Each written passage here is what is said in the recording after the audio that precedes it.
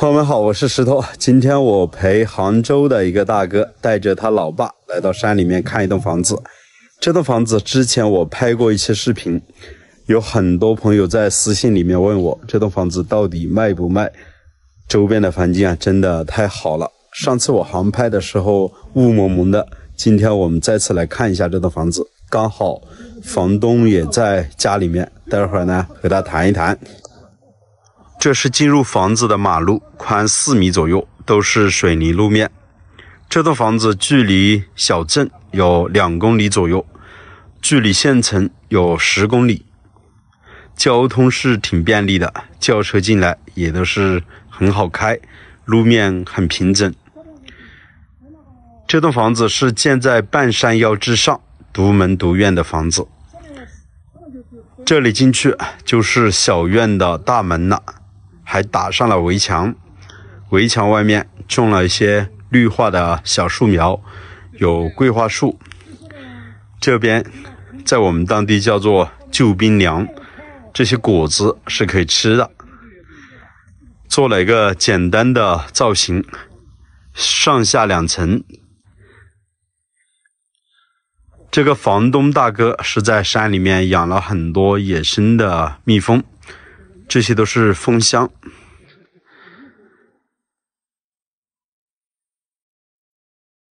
这栋房子地理位置很好，视野很开阔。现在我们从大门走进去，给大家边走边聊聊天。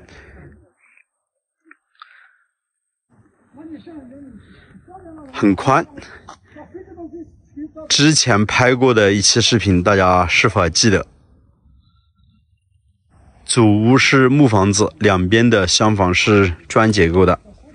房子周边的地要给大家说一下，很宽，估算一下有2亩多地吧。种的有些蒜苗、辣椒，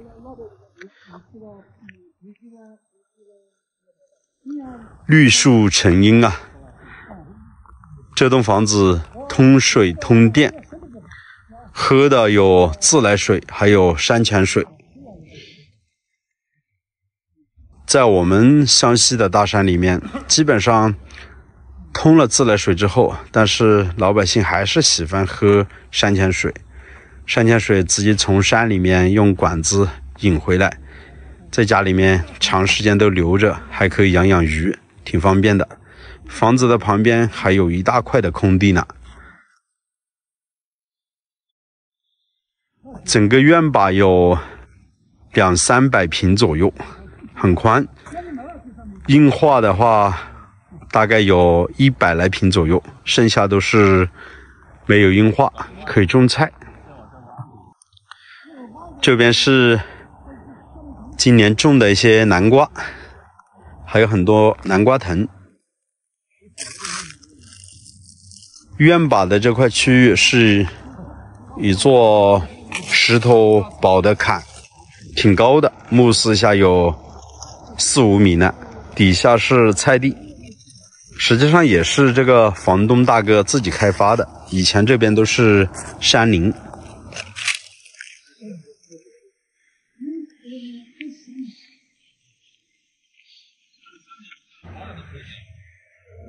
刚刚你们听到了吧？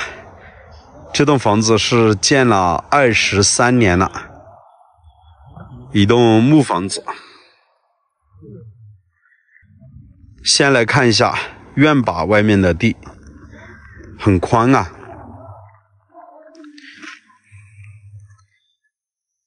大哥是很勤快，打理的是干干净净，种了很多菜。在山里面自己种菜，不用去镇上买了。我们先走到院坝的正中间，来看一下门口的视野。这边都是大哥种的一些葱，这些葱种的比较宽，他说有大概1亩地左右吧。到过年的时候长大了就可以拉到镇上去卖了，都是香葱，本地的香葱。这是莴笋，大家可以看一下，今天没有起雾，可以看得很远，很高吧？这个位置底下是有一条大河的，就在镜头前方的那块位置。站在高处，真的是一览众山小。最喜欢他们家的这处鱼池，常年都流着水。大哥说水还挺深的，大概有1米左右。平时在这边养鱼，水还是有点浑浊。在里面有些假山，这里有个台子，准备是搭建凉亭的。这里有棵樟树，夏天的时候因为地理位置比较高，挺凉快。这里的海拔是差不多500左右。它种的有些桂花，还有金蛋子。这个视频基本上我会一镜到底的去拍，给大家更好的还原了整栋房子周边的一个情况。看这边都是他种的一些葱，还有大蒜。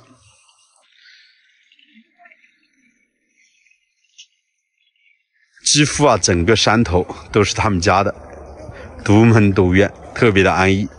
这边还有一株杨梅树，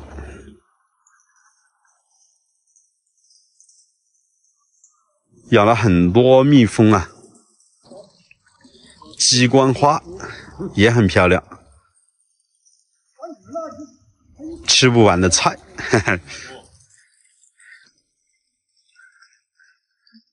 这处小鱼池真的给人的感觉特别好。这里有鱼吗？养的有鱼。他去年说养了很多草鱼，1年的时间没在家，估计草鱼都没有了，应该鲫鱼啊、鲤鱼啊那些有的。嗯，他这里环境可以。啊，对。高了一点哈。海拔有点高。嗯。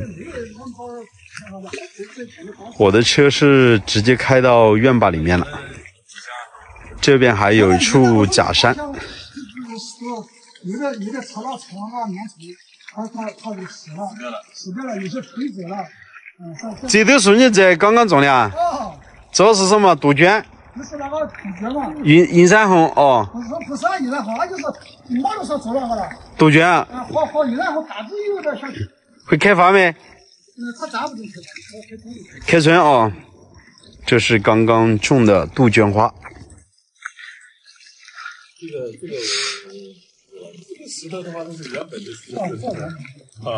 这一大块石头是真的挺不错，大家可以看一下。这是一株应该野生的文母，直接从石头缝里面长起来，大哥就把它修剪了，长得还挺不错。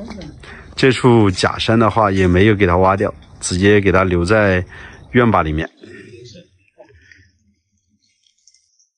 刚刚是说错了，这是真的石头山，这不是假山，直接给它留在了这块位置。待会儿我们走到房子里面给大家看一下。这是种的草吧？这个不是韭菜，这不是韭菜。这边的厢房是砖结构的，里面也是有2个房间。现在我们从大门走进去给大家看一下。这是土家族的房子，堂屋已经是贴了地板砖，打扫得很干净，里面都是木质结构的。这是一个房间，走进来我们看一下，也都贴好了地板砖，有些壁柜，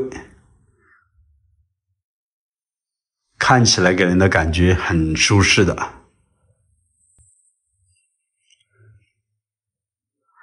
木房子里面能够装修的这个样子，大家有点想不到吧？看，已经是做了吊顶。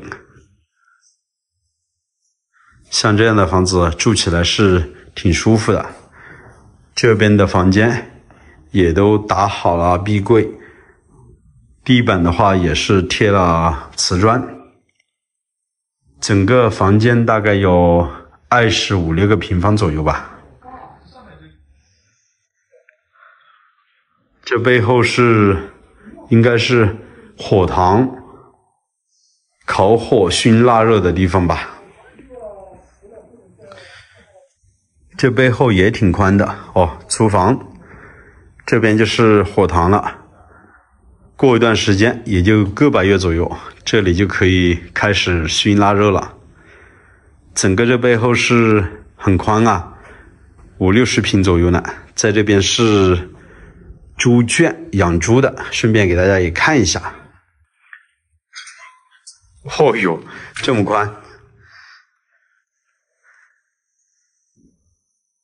在那边应该也是旱厕，当然他们家也有那种，就是说，卫生间不用旱厕了。这边的厨房就非常宽了，从这边还留了一道门，可以进入那边的院子。其实，在农村里面生活这样子挺不错的，我觉得。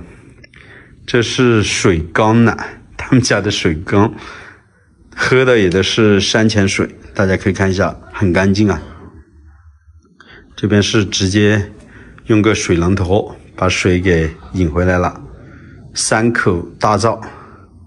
这边是一个卧室，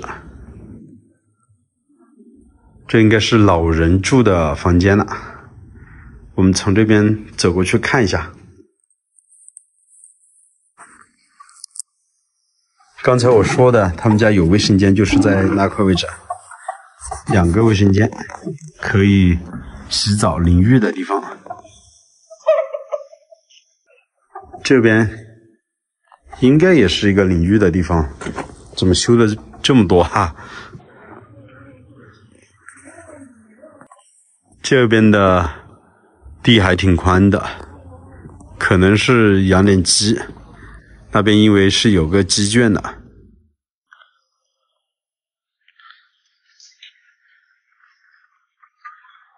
这个位置是一片竹林，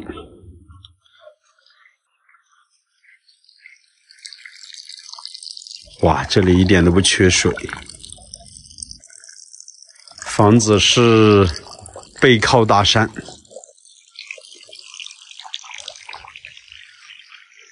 特别安逸，嘿嘿，大家看到没有？那边的崖壁上放了一点稻草，实际上是让母鸡在那块位置下蛋的，哈哈。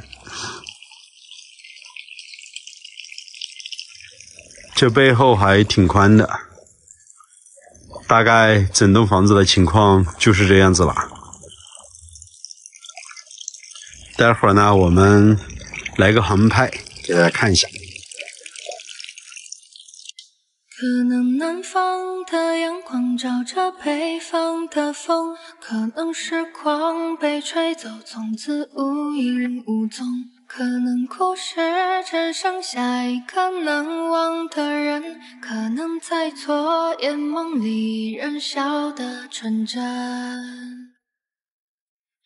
可能北京的浩瀚，许多漂泊的魂，可能成都小酒馆有群孤独的人，可能枕边有微笑才能暖你清晨，可能夜空有流星才能照你前行。可能西安城墙上有人誓言不分，可能要去到大理才算爱的认真，可能谁说要陪你牵手走完一生，可能笑着流出泪，某天在某时辰。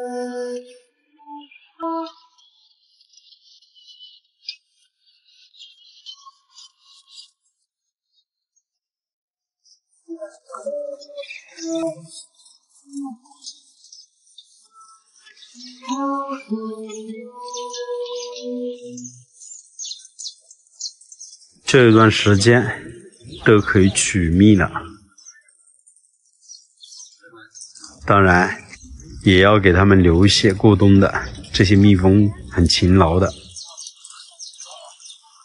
那今天我们的目的主要还是想和房东大哥谈一下，看能不能把这栋房子给买下来。朋友们，你们觉得怎么样呢？暂时为大家分享到这里，我是石头，我们下期视频再见，拜拜。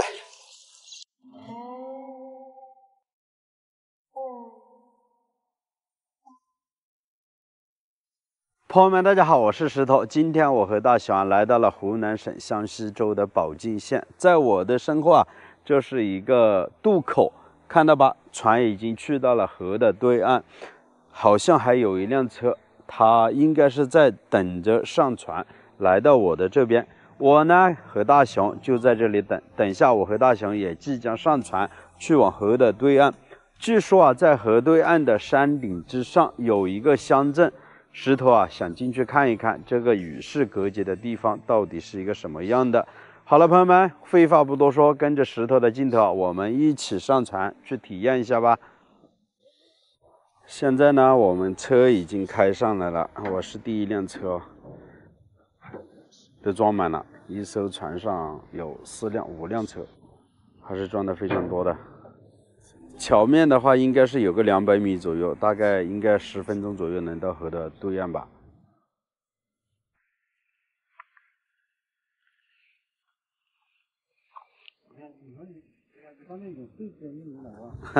这是相机，这个是一个人工的一个拉拉渡，我们可以看一下。走到那边去看一下吧。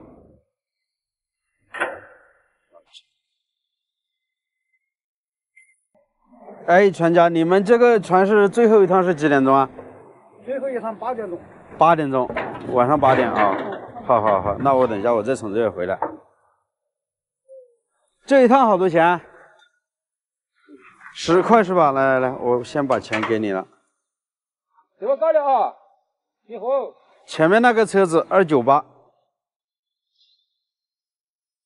这样子是掌握方向是吧？不要掌握方向，跟着这个绳子走就可以了。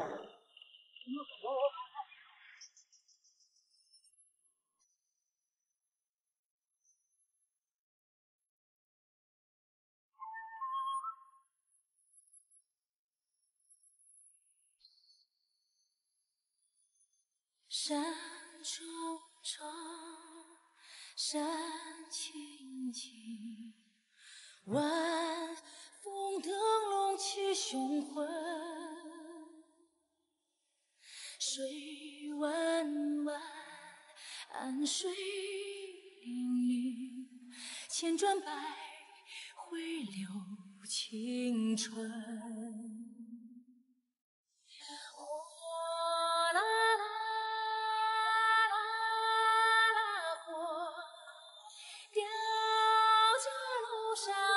各伴着我，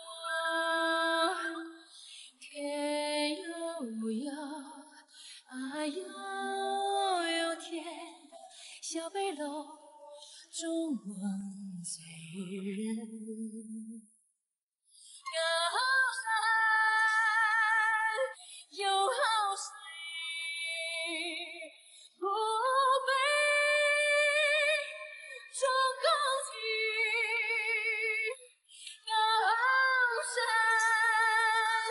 有好水，甘泉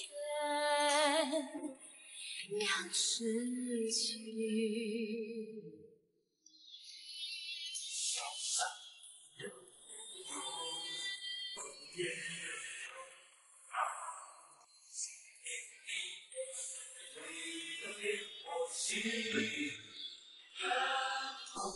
爬上山顶来到这里，我才发现这是一个小乡镇。与其说这是一个乡镇，更应该说这是一个村。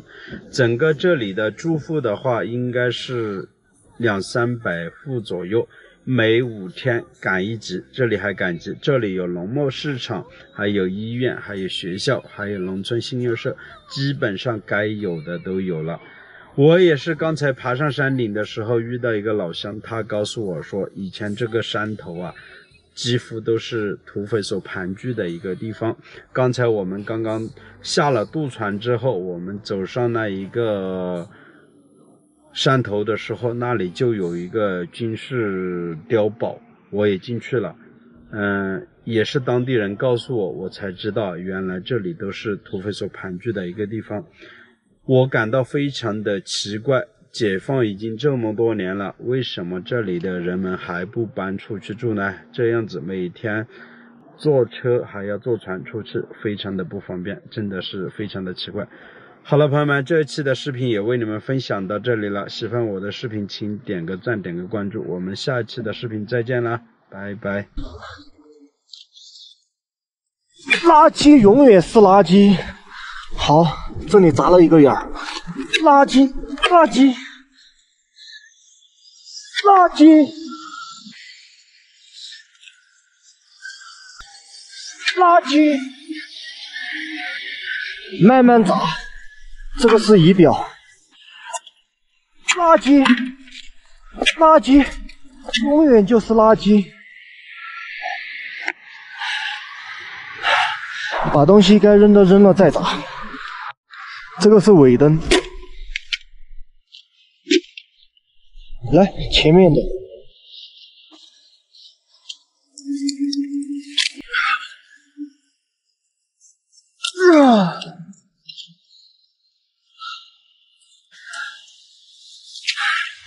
垃圾就扔垃圾桶里，你知道吧？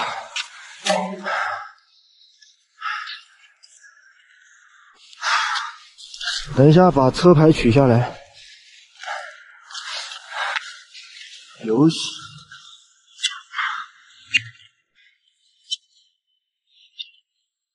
垃圾永远是垃圾。哎，不过挺爽的砸车。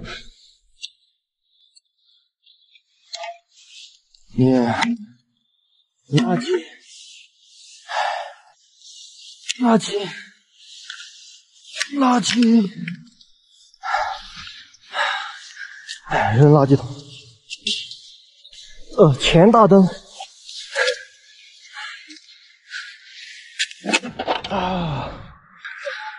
不过我现在真的很开心，很开心的。我感觉一下子就解脱了，知道吧？就是每次最难受的时候，就是车子坏的时候。我现在突然把它砸了，我觉得心里一下子开心很多。这一段砸车的视频是一个四川眉山的朋友所发出来的，他也是一个旅游的博主，专门做自媒体的。其实我关注他的视频已经有非常久了，从去年他开始徒步西藏的时候已经关注他了。他是一个很风气、充满正能量的一个旅游博主，虽然粉丝量不多，但是他拍的视频特别的接近于生活，我比较喜欢的一个博主，比较真实。其实在没砸这台车之前，他也经过充分的考虑了之后，最后还是选择把这台车给砸了。其实这一台车啊，大家从镜头里面看是非常新的一台车，这台车是12月份，应该是12月1号在四川的眉山买的，当时候这台车花了23000块钱，也是非常贵的，这是一台国产车。当时候他就骑着这台车自驾游去往西藏，在路途当中他实际上已经坏了多次，这台车也维修了大概有4000多块钱了，各种各方面的一些问题吧都出现了。到了最后不能忍受的情况下是在哪里呢？就是前几天他在从拉萨修好车之后回到林芝的位置，在林拉高速上面车子突然抛锚了。什么原因呢？其实是一个不算大的一个问题，但是造成了很严重的后果。它就是那个发动机和皮带挨得比较近，在行驶的过程当中，那个皮带把发动机磕出了一个洞，最后就从洞里面漏油，发动机基本上也是报废了。最后和经销商和厂家交涉了之后，厂家给他说这是皮带的原因，皮带造成的原因，相对来说就不是车子本身的质量的原因。其实非常让人难以理解，广大的朋友应该都清楚，一辆新车大概不到4个月，这个应该是设计上面的一个缺陷吧。在行驶的过程当中，皮带能够把发动机给磨出一个洞，这难道不是车子本身的一个自身原因吗？最后叫他把这辆车拖回去，拖到四川眉山去那边去维修。在西藏的朋友应该都清楚，这边的拖车费是相当贵的。西藏这边拖车回到四川的话，2000多公里，这笔费用非常的大，实际上回到那边再修车的话也要花几千块钱，所以说这是基本上是一件不可能完成的一件事情。但是那边的经销商、厂家、销售经理都是叫他这样子做，最后也造成了现在这种情况，他就干脆直接把车子给砸了。试想一下，如果是一个有责任的车企，他直接发一个新的发动机发到拉萨，让他在拉萨维修，或者把车子拖回四川眉山，拖车费厂家来出一部分，或者经销商来出一部分，大家友好的商量，会不会又会是另外一种结果呢？其实石头想在这里说啊，我们国产的车企真的应该把售后服务这块做起来。其实通过这个视频，石头是想告诉大家，我们在自驾游去往西藏的时候，对于车辆的选择一定要慎重一些。如果车子车况不好的话，还是建议别进藏，因为整个西藏的海拔非常的高，大概都在4000米左右。整个行程下来，一趟下来的话，接近就是8000到1万公里左右之间。车况不好的情况下，难免会出现一些小毛病，小毛病还容易解决。如果是出现车子抛锚的情况下，在藏区修车是非常非常麻烦的，费用也是特别大的。好了，这期的视频也为大家分享到这里了。喜欢我的视频，请记得点个赞，点个关注。我们下个视频再见了。